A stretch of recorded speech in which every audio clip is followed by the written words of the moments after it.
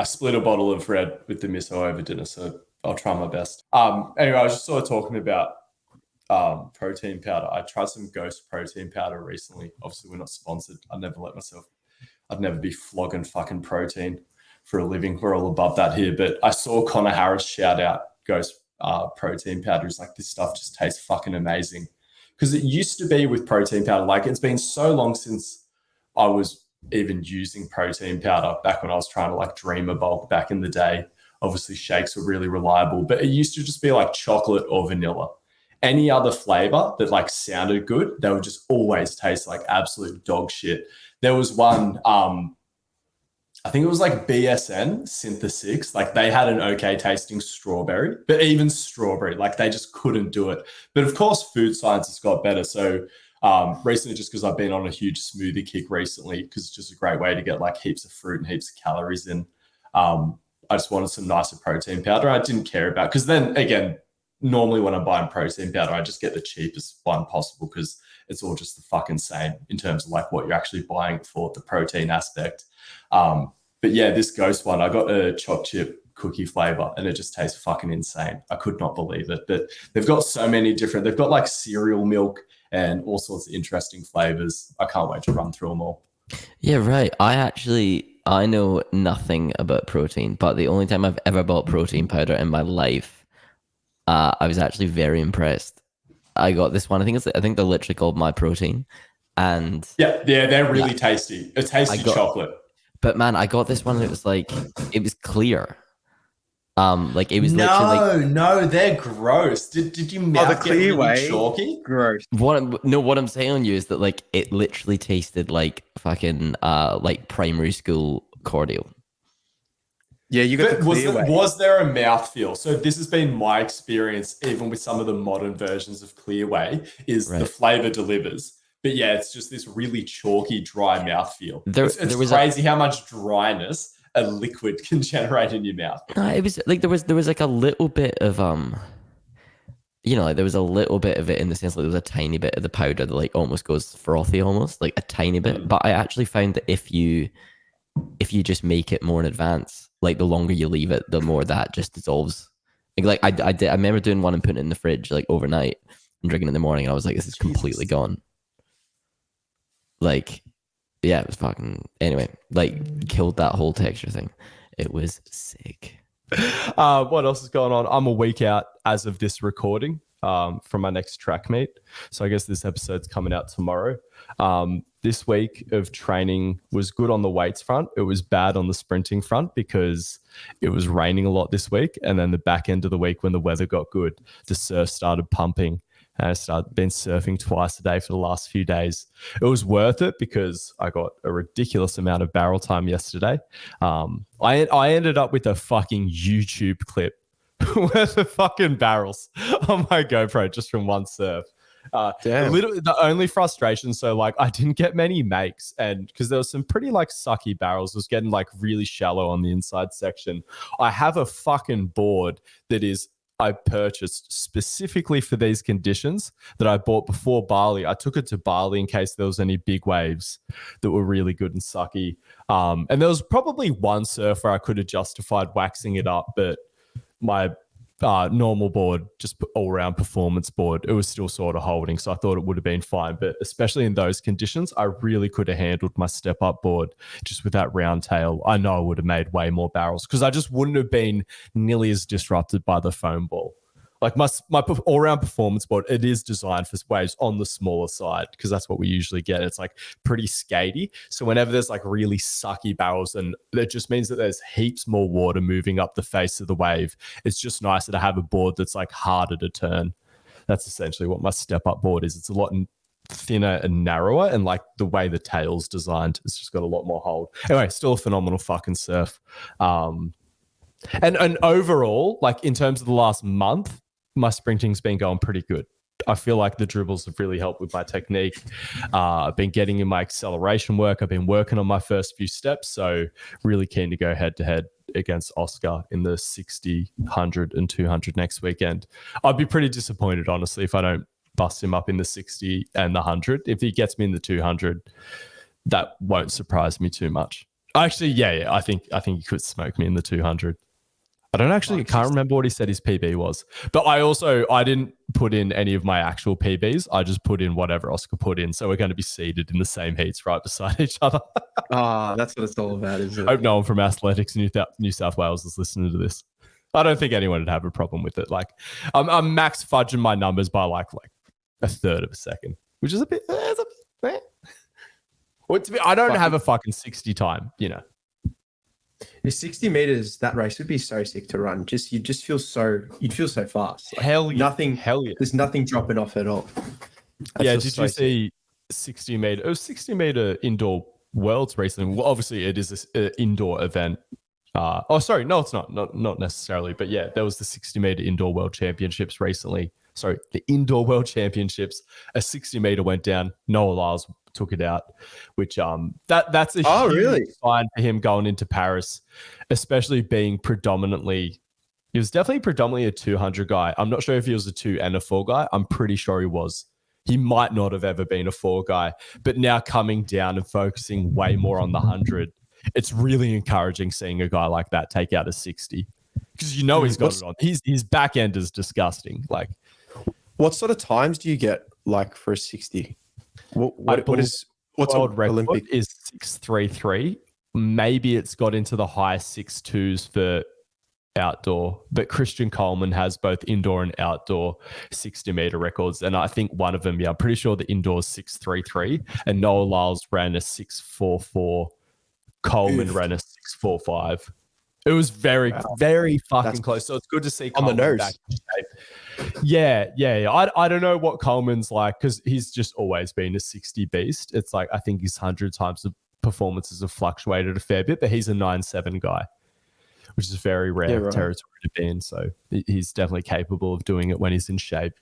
I'm not sure where he's at in his career in terms of age either. I thought that Chinese Olympian got the world record, the one that couldn't beat Bolt, or was that someone? No, so he is a good candidate for the 60, but I think he even blows his load quicker than that because obviously that's the thing for a lot of the shorter guys. They start decelerating too much even by the back end of the 100, whereas that's when you see guys like Bolt, even like your Jacobs. But Bolt in particular is just the king of like maintaining that top speed and also accelerating for a long time. So what Sue did in the semi-finals of Tokyo, he ran the fastest 30 meters ever. And that's not a race that's in the Olympics or any sort of track meets, but no one's come out in any race, let alone 100. He literally hit the 30. The other guys were like in the early 20s. It was crazy how far he got out ahead. But then by the same token, how guys like Marcel and I think Fred Curley ran him down in that. Or it might have been anyway, a bunch of guys ended up running him down. I think he got first or second still. He may very well have held on to the lead, but like it got very close at the end. And then obviously he didn't have that same performance. I think that was a PB for Su Bingtain. So it was fastest 30 ever, and that was also his PB 100. I'm not 100% certain on that though, so I should double check. But I know that Su Bingtain was absolutely in the form of his life in Tokyo. I don't know where he's. I haven't seen much of him recently, so I don't know where he's at. And he was definitely getting old. It was crazy the improvement he was making at his age heading into Tokyo. I'm not sure where he's at, or even if he's still going. He could be fucking retired. I don't think he is. You should have a shot at that 60, just by the sounds of it. Run dates have been announced. I think we sort of touched on this last episode, but obviously me and Jacob going down. James Noel, my client who deadlifts 280 and can run a 6-minute mile. He's going to be showing up. Should be good for a decent bench as well. So excited for that. And I've also entered a powerlifting comp, which is in May. I'm emceeing it. And this is the one I emceed last time. I told him I'd lift in it and MC it next time, so I got to go fucking do that.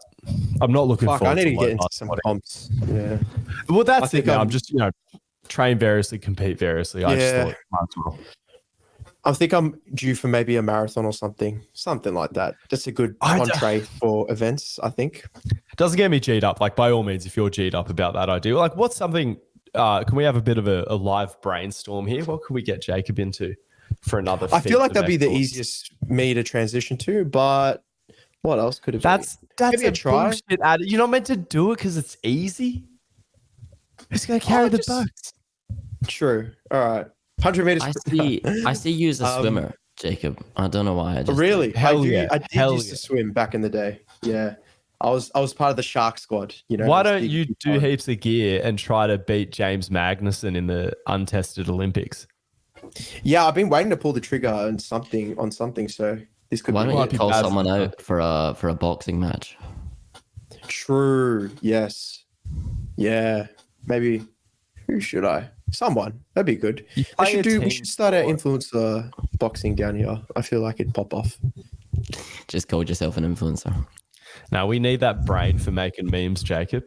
I know. Yeah. Yeah. Sure. Maybe a try. That's a bit cooler than a marathon. Yeah, that's a good point actually, and I feel like that's cooler. quite I don't know. There's just something kind of wild about that concept. You know what I mean? Like you're basically just competing in 3 things for the first time.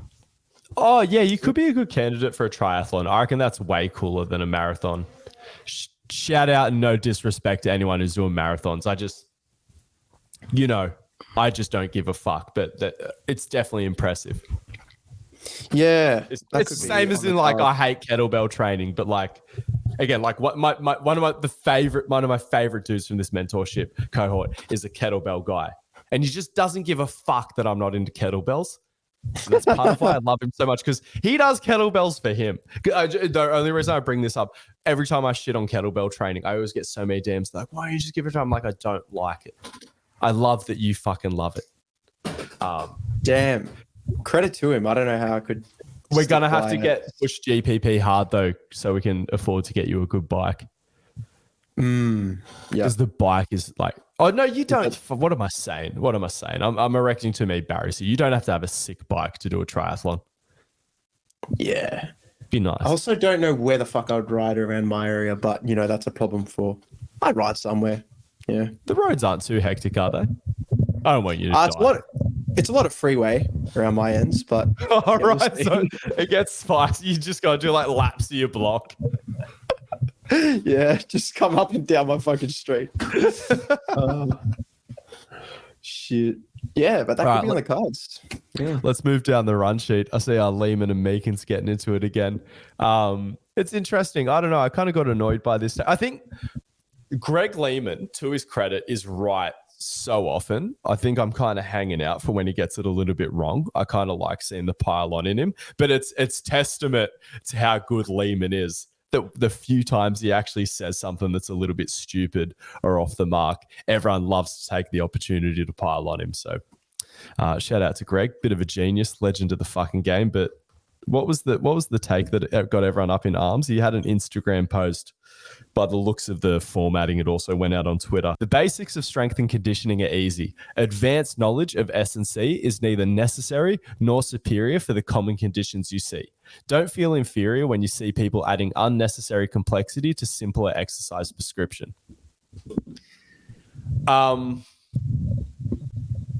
It's interesting. I think what do we define as advanced knowledge of S&C? Like what is advanced knowledge at the end of the day? And this is where people kind of Lehman. They're like, these are very vague terms. Whereas this is usually Lehman's style of like probing at other people's opinions and things like that. So I thought that was sort of interesting. But and it seems like people are saying like they almost agree, but they're like, yeah, but physios don't even have that awareness of S&C, like let alone advanced. Like most physios don't even understand the fundamentals outside of 3x10 and TheraBand for S&C, which is that's obviously not a comprehensive understanding of the basics and the fundamentals of S&C. Lehman then in the comments is like, well, I interact with so many physios that definitely have a grasp of the basics of S&C. So he's a bit more optimistic. But again, those people would say, well, I can just come back at that with my anecdote and be like, I know a bunch of useless fucking physios that have no idea about S&C. And again, a lot of the coaches that do, as much as Lehman makes some of the best educational content in the game, in my opinion, for physios, musculoskeletal, like rehab pros and stuff like that. Obviously, the people who seek out his courses usually already have their shit together. So he's, obviously the bias of the content that he puts out attracts a certain sort of person to his courses who probably has an S&C bias, and leaning into being big on the basics of S&C. Again, that has always been Lehman's bias for a while. So Meekins went in. What Meekins said, such a bad take. S&C is overcomplicated and overconflated in rehab and fitness performance. So Meekins is basically saying this, but to say the basic principles of S&C are not required in physios, well, that's actually not what Lehman said. I think Meekins came in pretty red hot here. He was fucking fired up. But we all do that from time to time. I know Meekins is going through a lot right now as well. Shout out to Meekins. In my experience of teaching for 15 plus years around the world to thousands of therapists, many are not taught or understand how to progress or regress rehab beyond changing the color of the resistance band. It's still a huge void in many undergrad programs. And yeah, I agree with him. Obviously, we've got it up now on the screen to those who are tuning in on YouTube. Yeah. There it is. And here's the rest of the comments that he's made. So, and the thing is, there are some conditions, maybe not the most common ones, and I'm not going to try to pull any off the top of my head because it's not my area of expertise, but maybe there are certain conditions where having a more sophisticated understanding of S&C, like it might be a little bit more nuanced, the treatment. I don't know. I might be missing the point on several different angles here, but so basically what he's saying is that you don't need the real nitty gritty. Like you don't need a lot of S&C knowledge to get the benefits out of it for most things. That's essentially what he's saying, right? Well, because even saying that S&C is helpful for a lot of conditions might be a dubious claim because a lot of it is just a distraction while natural history takes care of it, or like maybe other aspects of your life are managed, or it's messy. Yeah, right. When you're really trying to understand the mechanics of what's going on with injury and pain and rationalizing it, it gets messy fast.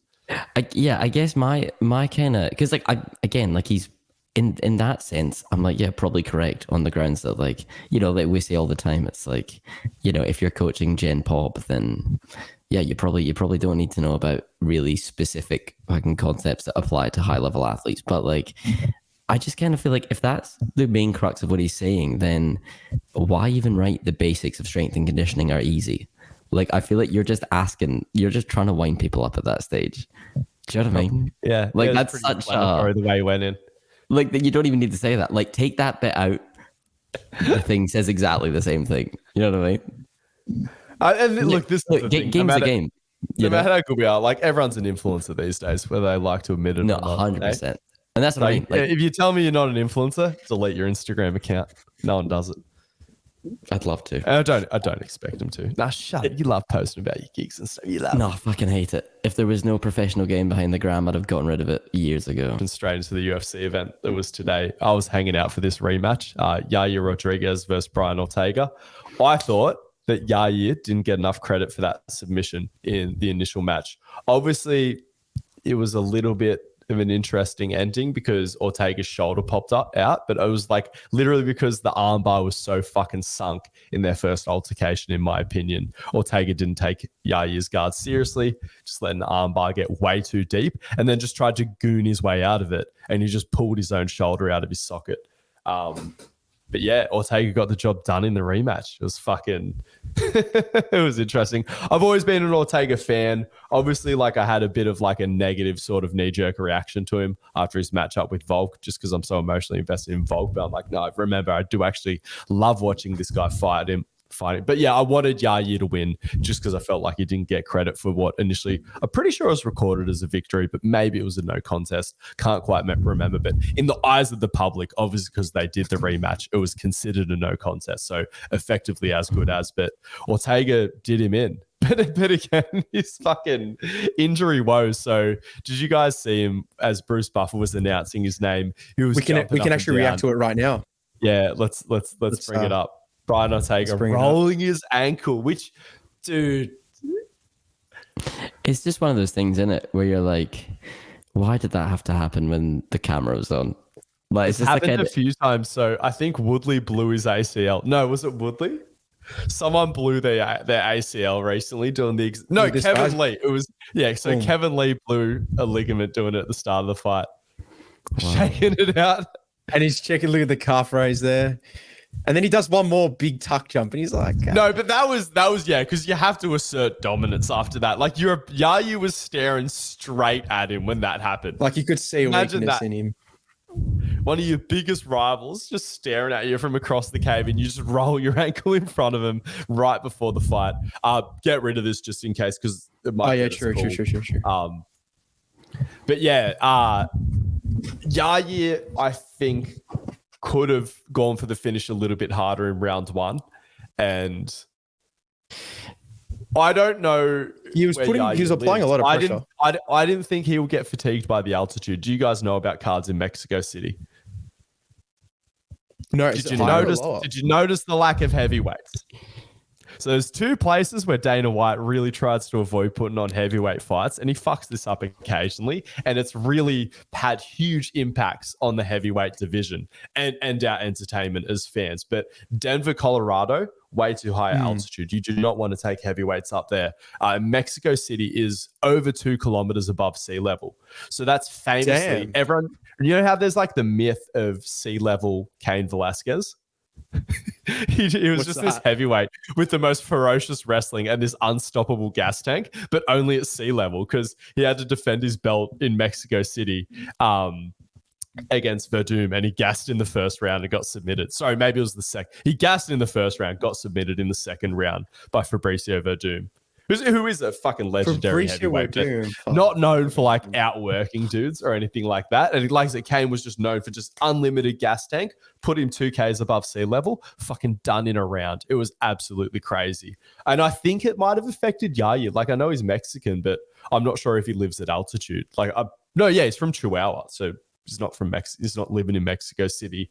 It seems like he didn't acclimatize because Yair definitely doesn't have 5 rounds of ridiculous output, but he has more than 1 round of ridiculous output. And it seemed like we saw classic Yair for 1 round and he didn't necessarily get punished or anything like that. I know Ortega got him for a bit, but he didn't work him that hard. He had nothing in that second round.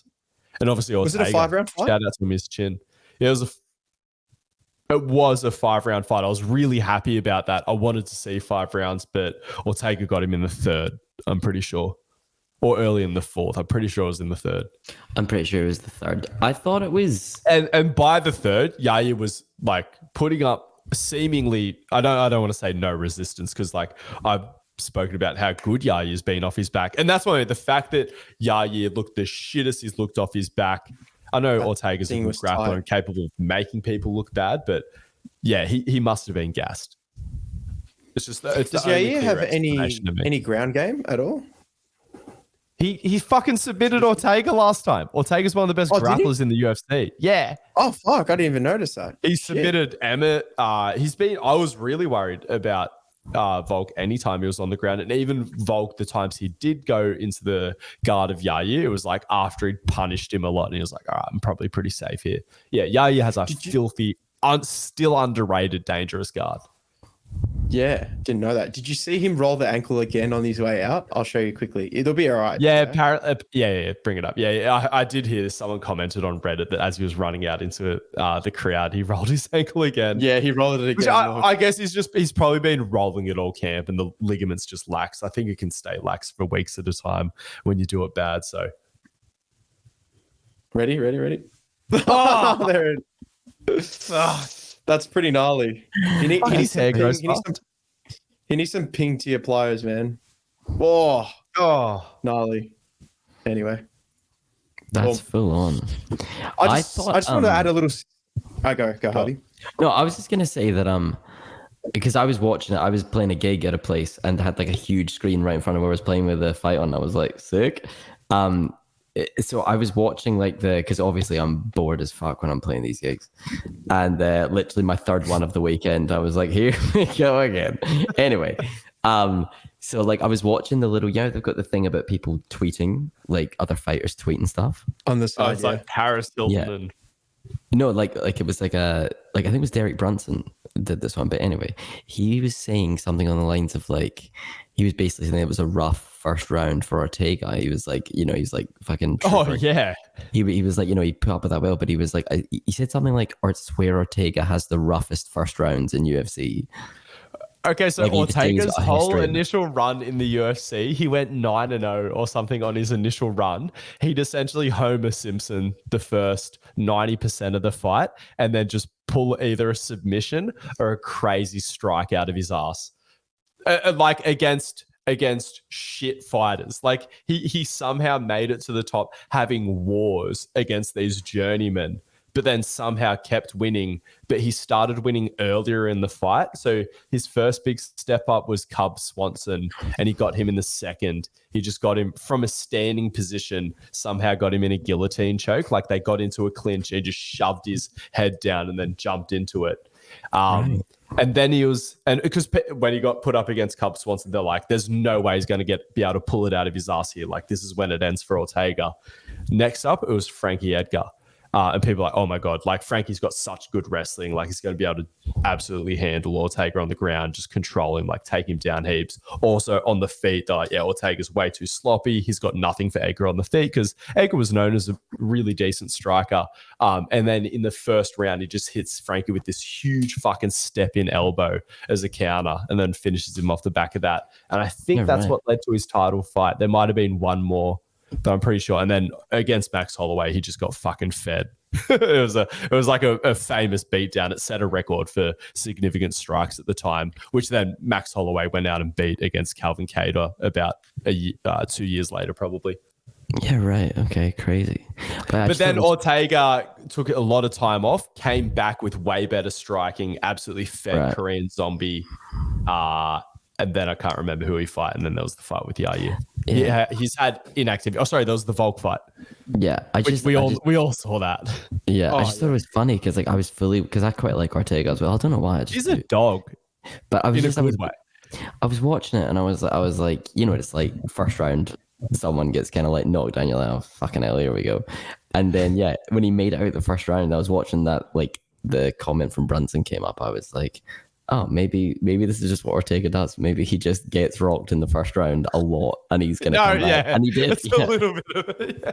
Dude, there was a bit. So after Volk got out of that first hectic submission and then started pounding the shit out of Ortega where he had to get dragged onto his stool, Herb Dean was like, asked, he was like, how many fingers do I have up at the start of the round? I'm pretty sure he answered in Spanish. And then Herb just let the fight go on. And Ortega lasted the fight, and Volk put so much more punishment on him. Like Ortega has one of the best chins in MMA.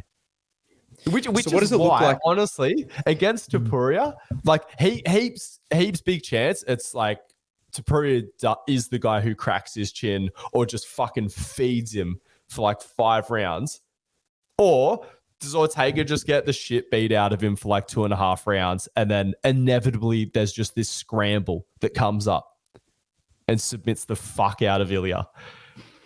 Like I said, have any if he got absolutely put through the wood chipper against Ilya, not that surprised. If he submitted him and just made it look fucking easy, also wouldn't be surprised.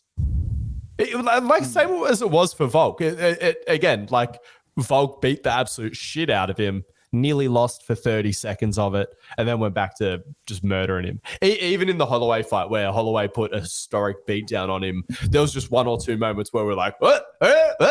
Oh, nearly got a submission in. Like, oh, don't clinch with him. Oh, fuck. Like, he really is just... And again, the whole reason people celebrate Volk getting out, it's not how deep the submissions were. That's part of it. It's who was doing the submissions.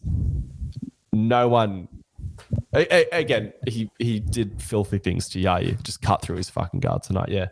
Outstanding performance. I just want to see him fight again. Hurry up and get back. Totally. And I think that's what it is as well. I think I quite like Ortega because, and again, this is maybe not fair to certain parts of his game, but I feel like we're in a real age of like generalists or like well-rounded fighters. Yeah, absolutely. And he's just such a specialist. But like, I think I just like the notion that like, I don't know. I think in a game where everyone's so like up on what like the newest techniques are, and like now you have to be able to like counter like calf kicks really well, like, and that kind of not counter, sorry, check calf kicks really well. Like, I feel like Ortega is one of the few guys left where it's like you just have no fucking idea at what point he's gonna try and submit someone. You know what I mean? Yeah, like, I'm literally gonna make this a rock paper scissors contest. Yeah. Like we might as well just come out and go rock paper scissors. Like, will this end up on the ground at some point? Like, that's Ortega's just banking on that.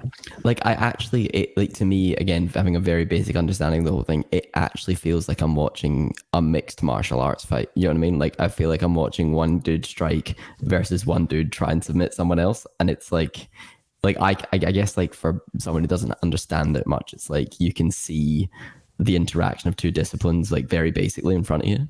But it goes both ways, because then the other aspect of just genuine mixed martial arts at the highest level, when they're interweaving all those domains, and you see this a bit in the lighter weight classes, inclusive of featherweight and a little bit above, where they go, like, some fighters go to the ground and people are like, oh, fuck, boo. But there's some fighters who can hit the ground. And you're like, yeah, hell yeah. There's going to be scrambles here. There's going to be submission attempts. Bit of a comes Both up, of these guys are good. Like, yeah, it's such a treat when the fight can just go anywhere. And it's honestly still pretty rare. Because the other thing is, like, typically for the ground to be good, both guys have to be good. Because if one guy's good, they'll just control the whole thing or finish it heaps quickly. Whereas when you get two guys on the ground who are legitimately sick, it's just, awesome scrambles. Davison Figueredo and Brandon Moreno, again, flyweights fighting for the title fight. They had some sick scrambles in their 4 fucking fights together.